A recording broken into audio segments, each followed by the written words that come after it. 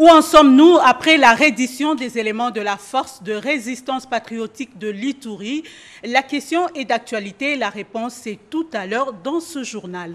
Contrôle de la gestion des finances publiques, le rapport est déjà sur le bureau du Premier ministre. Voilà pour les titres, Madame, Messieurs. Bonsoir, c'est un réel plaisir pour moi de vous savoir nombreux pour suivre cette édition sur la nationale. Bienvenue aux 20h. Traditionnelle réunion du Conseil des ministres, le chef de l'État, Félix-Antoine Tshisekedi Tshilombo, l'a présidé comme d'habitude aujourd'hui, 14 août, à la Cité de l'Union africaine. Au menu, plusieurs questions examinées, notamment la reprise des vols domestiques et internationaux. Les détails dans ce reportage de Blandine Zouf. Bonjour mesdames et messieurs les ministres. Bonjour Excellence, soyez bénis. Merci. Vous allez bien? Tout le monde va bien? C'est par ces chaudes salutations virtuelles que le chef de l'État, Félix-Antoine Tshisekedi Tshilombo, a donné le go de la 44e réunion du Conseil des ministres qu'il préside à partir de la Cité de l'Union africaine ce vendredi 14 août. 5 points étaient inscrits à l'ordre du jour, parmi lesquels la communication du président de la République. Au chapitre consacré à l'examen et adoption des dossiers, il a été entre autres question de la reprise des vols domestiques et internationaux. Concernant les points d'information, le ministre d'État, ministre des Affaires étrangères, a présenté le rapport sur l'audience accordée à l'ambassadeur de l'Union européenne à propos de la levée des restrictions des voyages non essentiels pour les ressortissants des pays tiers. Le gouverneur de la Banque centrale du Congo est associé à cette réunion pour présenter la situation récente sur les marchés d'échange en République démocratique du Congo. Les autres points examinés et adoptés lors de cette 44e réunion du Conseil des ministres seront livrés dans les heures qui suivent par les ministres d'État à la communication et médias, porte-parole du gouvernement.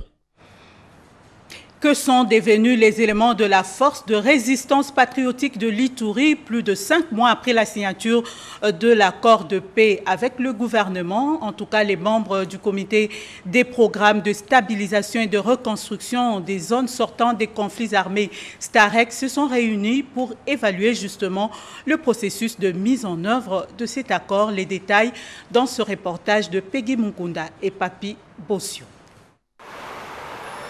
Ils ont respecté les rendez-vous par vidéoconférence de la réunion du comité de suivi du programme national de stabilisation et de reconstruction au STAREC sur l'évaluation du processus de démobilisation des éléments de la force de résistance patriotique de l'Ituri, FRPI, 5 mois après la signature de l'accord de paix. Les membres du comité, les ambassadeurs, chefs de file des bailleurs de fonds et le gouverneur des provinces de l'Ituri, des Nord Kivu et du Sud Kivu, province pilote de la stabilisation en RDC. Une réunion virtuelle présidée par la vice-première ministre, ministre du Plan Élisée Mounembwe. La compréhension commune de la justice transitionnelle dans les cas de la FRPI et la proposition budget programme DDR 2021-2023 pour les autres groupes armés. Tels sont les thèmes exposés au cours de cette grande rencontre virtuelle. Il était question d'évaluer le processus de démobilisation de la FRPI et d'imaginer quelque chose sur la justice transitionnelle et partant voir comment on peut financer le DDR 2021-2023. Prendre des décisions conséquentes relatives à la finalisation de ce processus en vue de la consolidation de ces acquis pour la restauration d'une paix durable dans les territoires d'Irumu en Ituri, que la patronne du plan a convoqué cette réunion. La transmission au Parlement du projet de loi d'amnistie en faveur des éléments de la FRPI, de la libération des autres détenus appelés emblématiques restants de la FRPI. Entre-temps, la pandémie de coronavirus a été déclarée en République démocratique du Congo en mars 2020 et a retardé les déplacements de l'équipe DDR pour les débuts des opérations. Un communiqué final a sanctionné cette rencontre. Et le Premier ministre Ilunga Ilunkamba a reçu le rapport des missions initiées par l'Inspection générale des finances sur des indices de détournement. L'IGF donc compte aider le gouvernement dans le contrôle de la gestion des finances publiques. Les détails avec Françoise Bouelabouaki et Pompon Oumba. Le Premier ministre avait vu juste. La modicité de recettes publiques est la conséquence de l'inefficacité de dispositifs de lutte antifraude et la corruption. Les résultats des premières enquêtes initiées par l'IGF sont sans appel.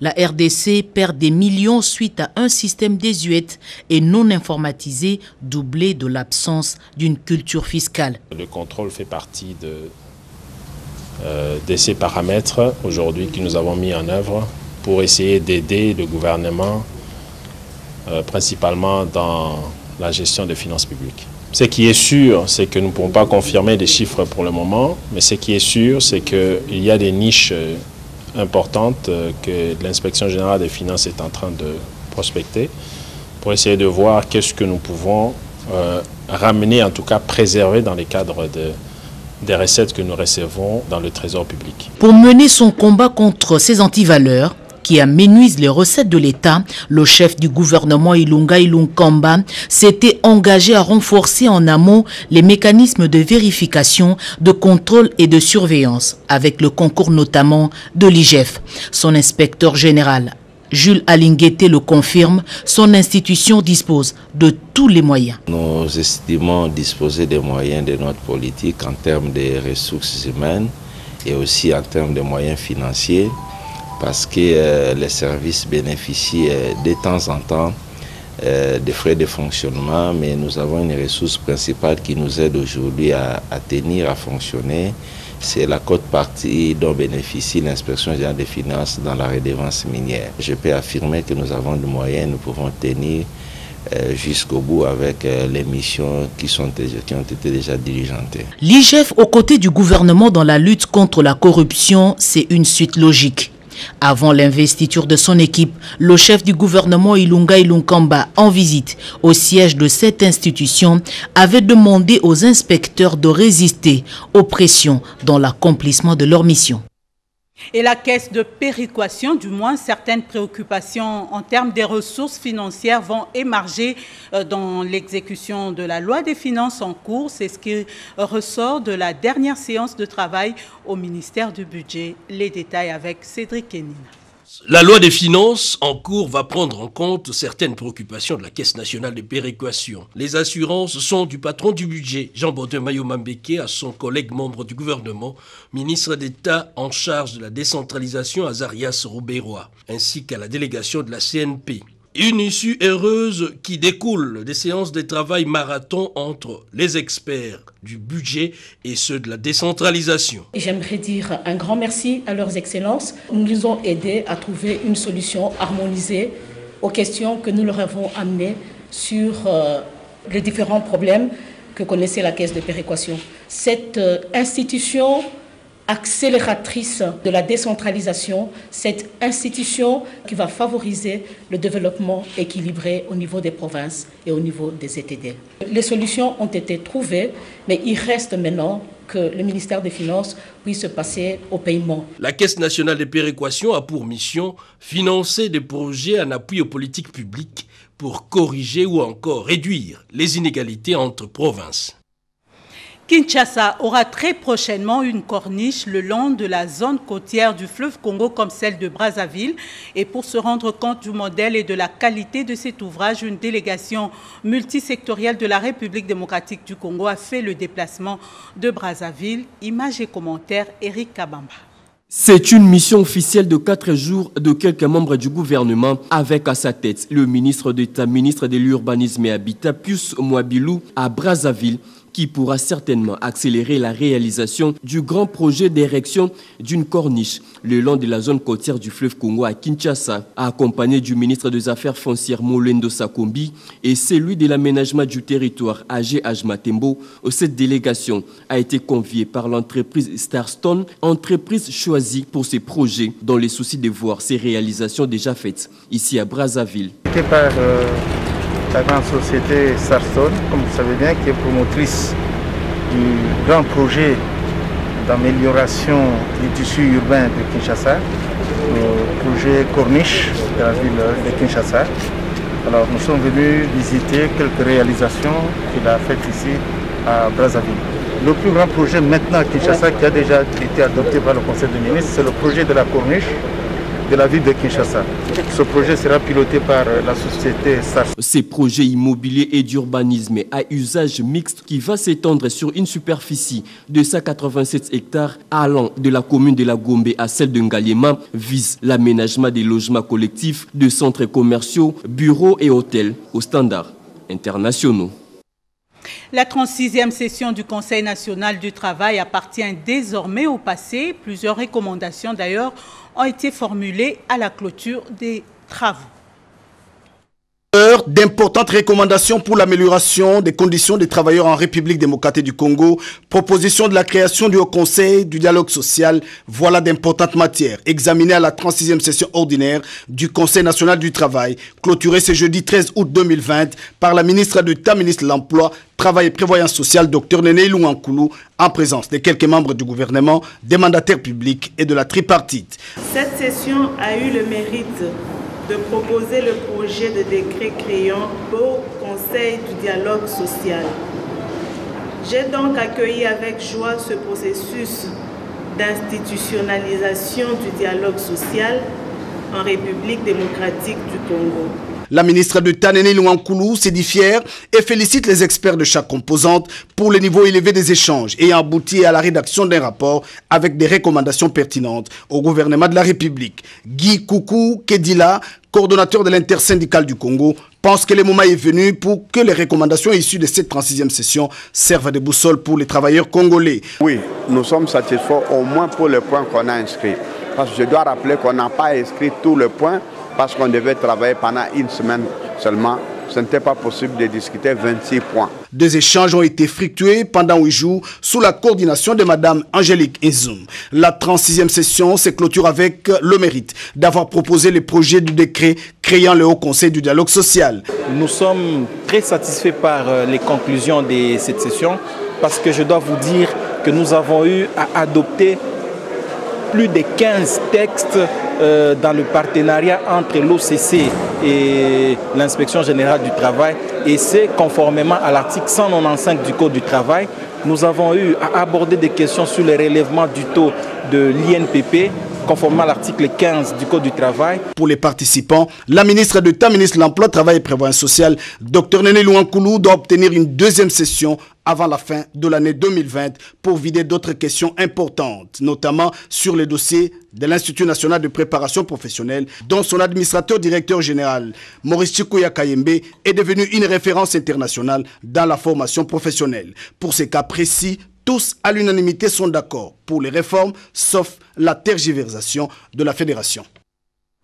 La première dame Denise Nyakeru Tshisekedi en tournée de 2 jours dans les écoles de la capitale justement pour encourager les finalistes du secondaire à donner le meilleur d'eux-mêmes en vue d'être éligibles au programme Excellentia, un défi qu'il faudra relever avec plus ou moins 85% aux examens d'État. Naïcha Kiala Mouila et Charmant Lelo. Revenir sur ses pas et reconnaître ses origines. Voilà comment comprendre le témoignage du respectueux dévouement de Denise Nyakeru Tshisekedi à ceux qui l'ont aidé à parfaire son savoir. À l'image d'un retour à la maison après le sacre, le lycée Tobongisa dans la commune de Ngaliema a reçu l'une de ses élèves, aujourd'hui première dame de la République. De lycéenne à First Lady, un destin que Denise Nyakeru Tshisekedi a partagé avec ses élèves du terminal. Question de les inciter à croire en elles et à donner le meilleur pour atteindre leurs objectifs.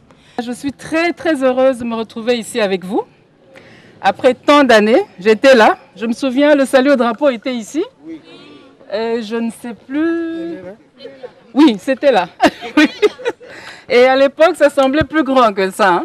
Je crois que j'étais petite aussi. Voilà, donc moi j'ai fait la 6e primaire, j'ai fait la première année secondaire, 2e, et puis je suis allée à côté en professionnel coupe et couture. Vous êtes très courageuse, sachez que le pays compte vraiment sur vous. Les jeunes, c'est l'avenir du pays. Ces moments d'intense émotion n'ont pas empêché l'épouse du chef de l'État de prêcher les gestes barrières, crise sanitaire mondiale oblige. Mais revenir à ses origines n'était visiblement pas le seul objectif de ce jeudi 13 août 2020. Du lycée Tobongisa, la présidente de la fondation Denise Nyakeru Tshisekedi est également passée par le collège Saint-Jean-Baptiste de Bumbu et le lycée Molende de Matete. La première dame a dans tous ses établissements d'enseignement scolaire encouragé ses futurs cadres du pays à viser haut selon leurs domaines respectifs. Cultivons l'excellence, façonnant l'élite, la première dame a rappelé sa devise aux élèves finalistes du lycée Movenda de Ngiringiri, dont l'une des bénéficiaires de la première édition du programme Excellencia y est issue. Une motivation de plus pour ces élèves qui s'apprêtent à affronter les épreuves de l'examen d'État. Je vise l'excellence, c'est-à-dire 85%. Et vous pourrez être sélectionné pour passer l'examen, donc la présélection, parce qu'après il y aura un autre examen. On vise l'excellence et je sais que vous êtes capable. Est-ce que vous savez qu'ici dans votre école, il y en a une qui a bénéficié de cette bourse-là? Oui. Ah, vous la connaissez? Oui. Elle s'appelle comment? Ah, ça c'est bien. Voilà, je suis venue vous encourager aussi pour suivre le même chemin. Mais une seule journée était insuffisante pour visiter l'échantillon des écoles de la capitale. Ce vendredi 14 août 2020, le cortège de Denise Nyakeru Tshisekedi a repris du chemin en parcourant 7 autres écoles de Kinshasa. Du lycée Sacré-Cœur au collège Boboto de la Gombe, en passant par le groupe scolaire Aurore et l'Institut Konchachi, partout où elle est passée, le même défi leur a été lancé. Ces finalistes en mesurent la portée. On a vraiment aimé son message d'encouragement, elle nous a vraiment aidés parce qu'on était un peu abattus avec ce retard qu'on a eu. Et là, elle vient vraiment de nous booster au fait, de nous donner de l'espoir.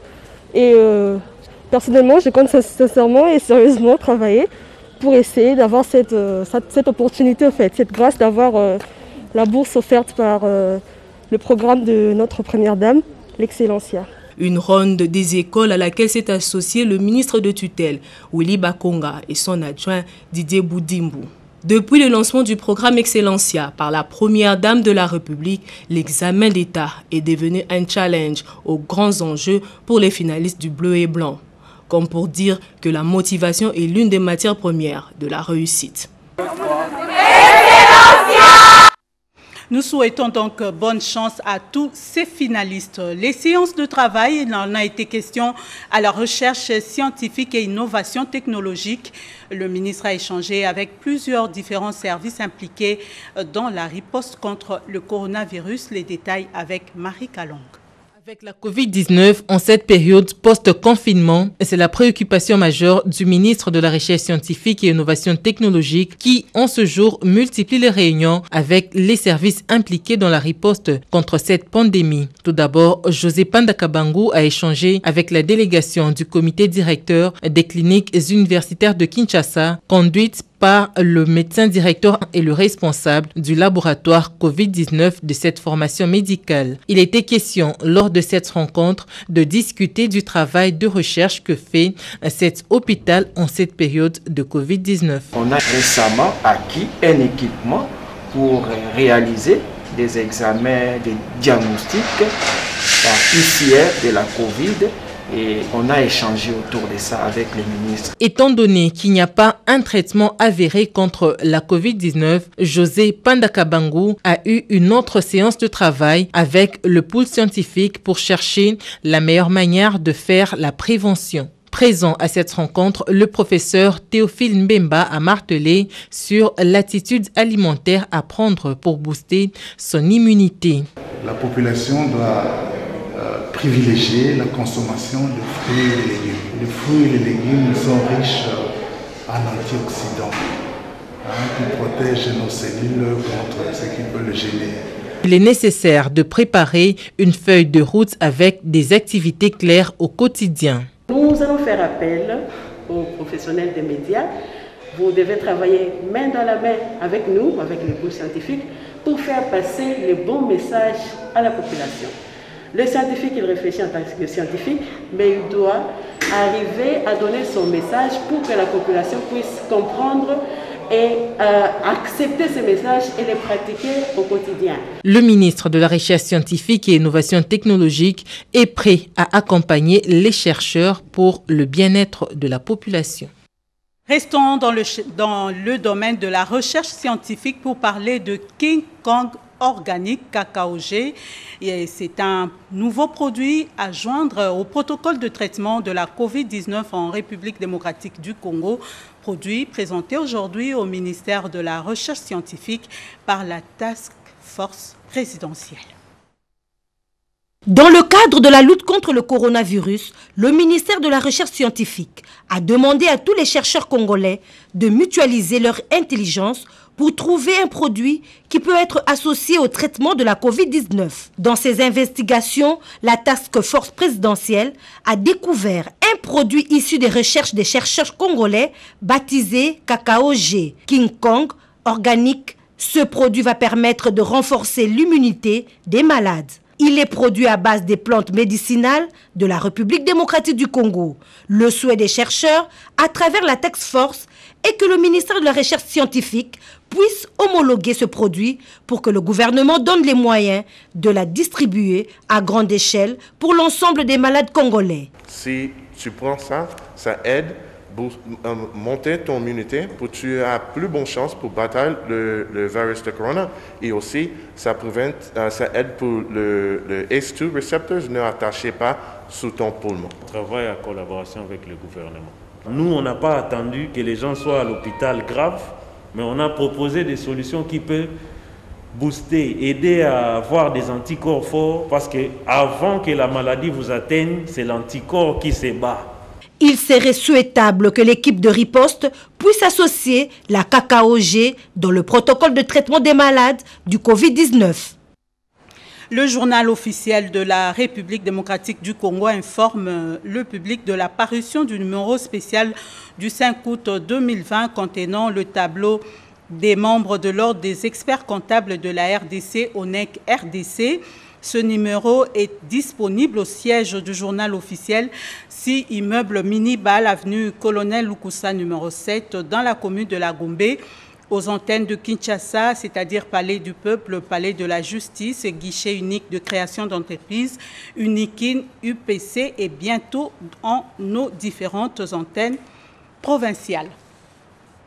La RTNC, en tant que média public, va jouer un grand rôle dans la promotion du secteur touristique du pays. Le ministre du Tourisme, Yves Bonkoulouzola, a échangé avec le DG Ernest Kabila sur la possibilité de sceller un partenariat dans ce sens. Les détails avec Eric Kabamba. La radio-télévision nationale congolaise, déterminée plus que jamais à accompagner les gouvernements dans la promotion des ressources touristiques. Ces médias publics vont davantage accorder une place de choix au secteur touristique en mettant en avant-plan dans ses programmes toutes les variétés de flores et faunes dont regorge la RDC. Raison de la présence du numéro 1 de ces médias nationaux, Ernest Kabila Ilunga, au bureau du ministre du Tourisme Yves Bonkoulouzola pour une éventuelle collaboration. Plusieurs heures de discussions et échanges ont permis à ces deux personnalités d'étudier tous les paramètres de ces partenariats. Le secteur touristique étant une source de revenus non négligeable, cette initiative va permettre à l'État congolais d'attirer plus de touristes, une manière de contribuer efficacement aux revenus du trésor public. Le ministre du Tourisme a estimé qu'il ne pouvait pas réussir le secteur du tourisme sans communication, sans médias. Et c'est ainsi qu'il a estimé que c'était mieux de m'inviter ce matin pour qu'on partage ensemble les voies et moyens, si c'est possible de l'aider à réussir la mission qui lui a été confiée au sein du gouvernement. Le directeur général de la RTNC dit n'attendre qu'un planning détaillé du ministère du Tourisme pour un démarrage effectif de cette collaboration. Les missions de l'ONIP, Office national d'identification de la population, vont au-delà de la loi électorale, une évidence que tient à expliquer le DG Ilunga Tumba, qui est au micro de Angèle Mabia. Va rester dans ces missions.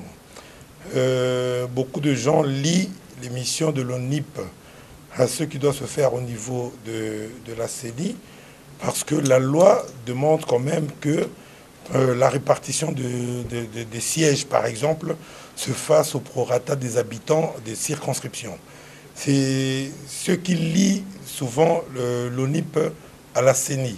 C'est ce fichier général d'où sortira, ou d'où doit sortir normalement le fichier des électeurs. Et nous, tout ce que l'on regarde, c'est avoir le fichier général de la population.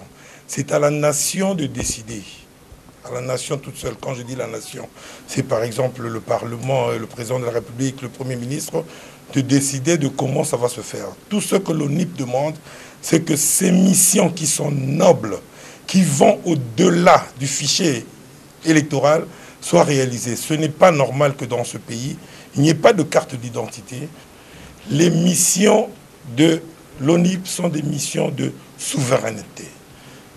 Donc, en principe, nous demandons à la nation de prendre en charge l'identification de la population. C'est noble, c'est la souveraineté.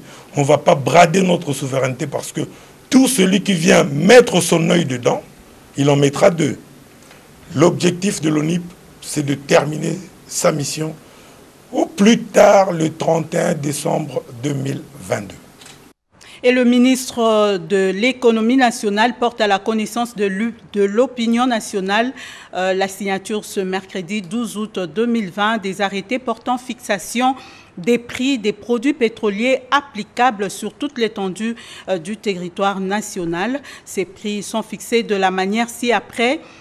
Zone ouest, essence 1995 francs congolais, gasoil 1985 francs congolais, pétrole 1430 francs, FOMI 1148,74 francs, gaz 3242,37 francs, jet A1 1519,62 francs congolais. Pour la zone Est, essence 1950 francs, gasoil 1970 francs, pétrole 1630 francs, jet A1 1991,27 francs.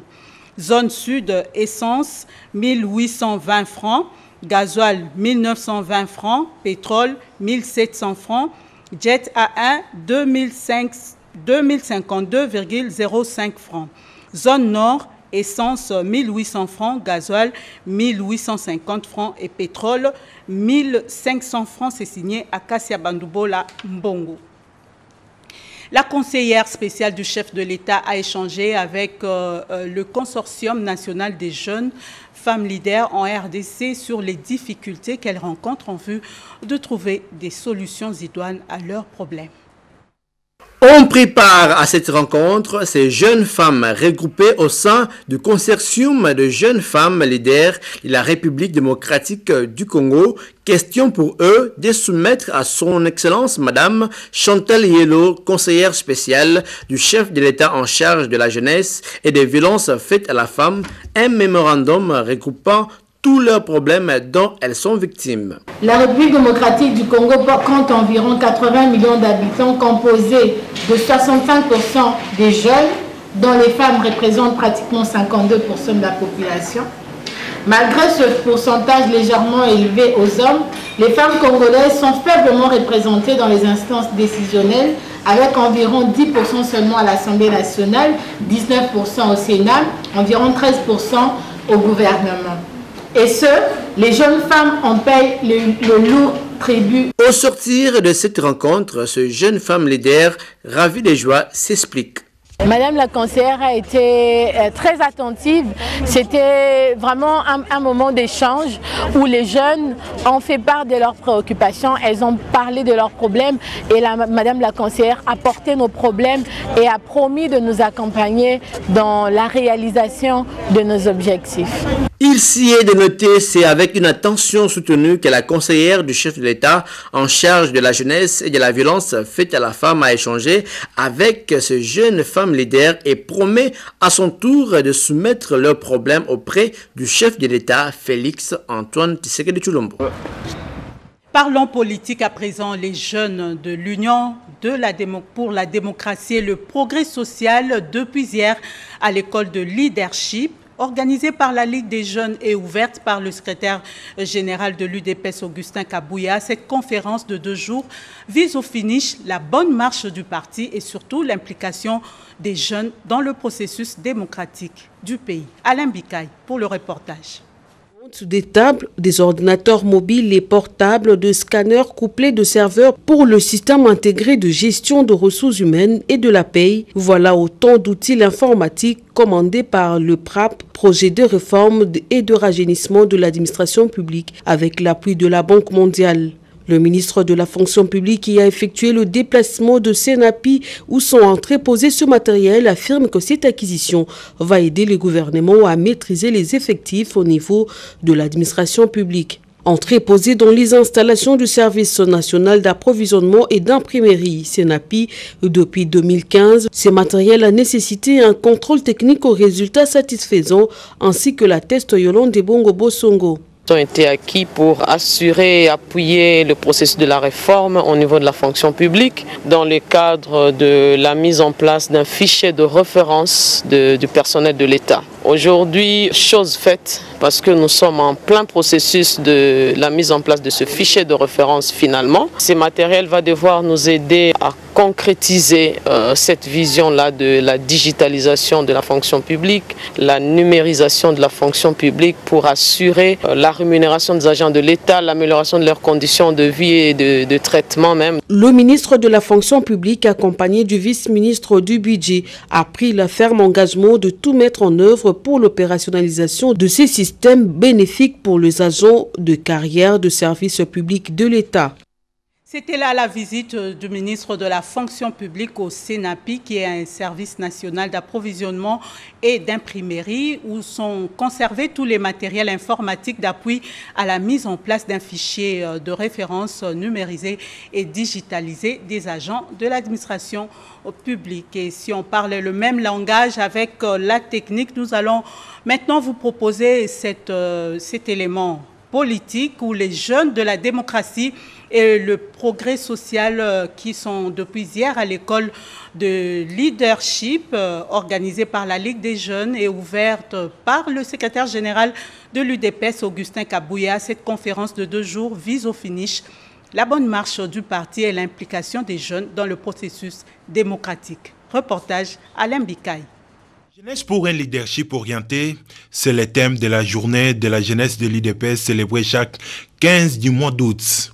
C'est dans cette optique que la Ligue des jeunes de ce parti a organisé ses assises pour booster les jeunes à participer activement à la vie politique nationale. Nous invitons les responsables politiques de tous bords à investir dans la jeunesse, toutes tendances confondues, et à les aider à lutter contre les antivaleurs qui corrompent la morale. Prenant la parole à son tour, le secrétaire général Augustin Kabouya a exhorté la jeunesse de son parti à jouer un rôle d'avant-plan dans le processus démocratique. Augustin Kabouya a également invité les jeunes à faire montre d'un comportement responsable au lieu de se laisser manipuler par les oiseaux de mauvais augure. Et s'il y a remaniement aujourd'hui, et si je suis toujours secrétaire général, je me battrai pour que la jeunesse de l'UDPS ait plus de ministères que ce qu'elle a aujourd'hui. Dadi Makedika, coordonnateur de la réserve stratégique, a exposé sur le leadership féminin fort pour l'émergence d'une nouvelle classe politique. L'un des participants à ces assises a circonscrit l'importance de cette conférence. L'UDPS regorge en son sein une élite qualifiée, une élite qui a de la rationalité à revendre.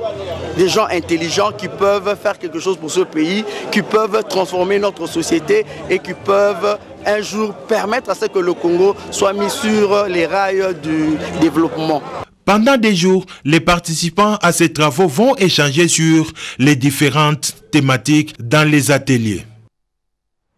Autre parti politique, autre nouvelle, le PPRD s'est enrichi de nouveaux membres. Une grande cérémonie a été organisée à l'occasion au siège du parti pour accueillir ces militants et leur expliquer l'idéologie de leur formation politique. Commentaire Edith Chala.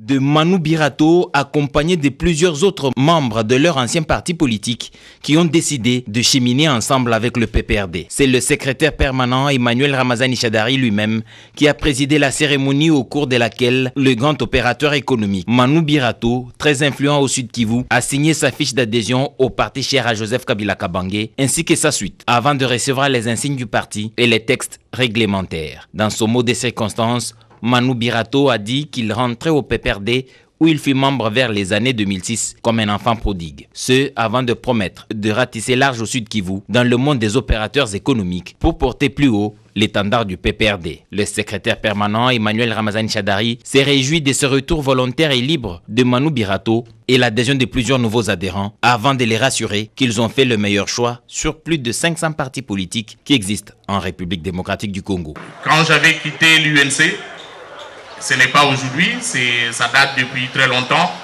Donc que l'on ne dise pas que c'est le PPRD qui m'avait demandé de quitter l'UNC. Non. C'est de moi-même que j'avais décidé de quitter l'UNC.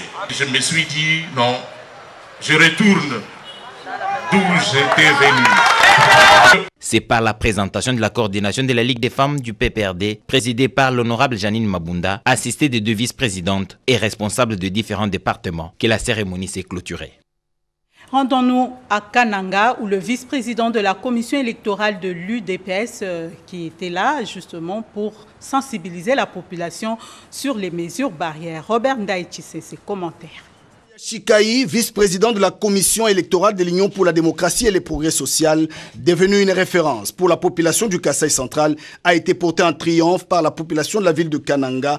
Une marée humaine a pris d'assaut l'aéroport de Kananga pour réserver un accueil digne au fils du terroir. Danse, chants, cris de joie, calico et banderoles à l'effigie de l'enfant terrible du Kasaï central. C'est un long cortège qui se forme pour accompagner celui que la population appelle déjà gouverneur. Il est à Kananga pour remercier le président de la République, Félix Antoine Tshisekedi Tshilombo, pour sa décision courageuse de retourner les ingénieurs chinois de Grexet dans la ville de Kananga, mais aussi son souci de développer le Kasaï.